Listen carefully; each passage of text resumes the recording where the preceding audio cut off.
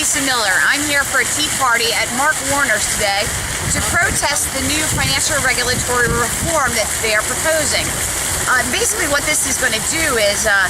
it usurps, if you will, the job of President Obama and Congress to oversee consumer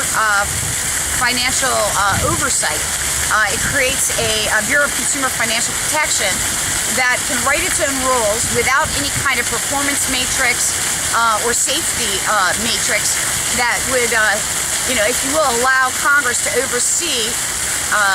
its performance as well as, of course, the executive. A couple of problems with this is it creates the ability for states to interpret federal law, which means that any business entering any of the states have to consider the regulatory environment and how that state treats those laws. So small businesses especially can be hit on both the federal and the state level, and the definition of what is abusive practices in finance is not defined, and hence it can become so nitpicky and so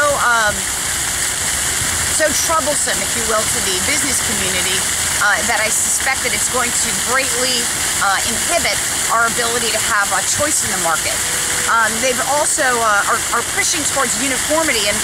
where in one sense that's a good thing, it's only good if it's, if you will, on a federal level. They're saying, okay, everybody has to disclose this particular type of information, and in that uniformity, it's less expensive for businesses to grow from state to state.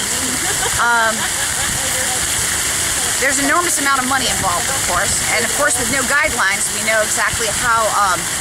successful that might be, and then they're going to expand that expenditure over the next 2 years. The federal, we've got duplication and oversight, the patchwork of conflicting state and federal regulation, we've got vague terms and confusing standards, and it's going to have a disproportionate impact on small businesses. I mean, anybody who lends money is subject to this, and that includes schools, non-for-profits, anybody that arranges credit, for instance, in 4 or more installments, is going to be subject to this, and that's going to create an additional cost. So I asked Senator Warner to not vote for this, to actually define the matrices that we're trying to accomplish, and to simplify it for business, not make it more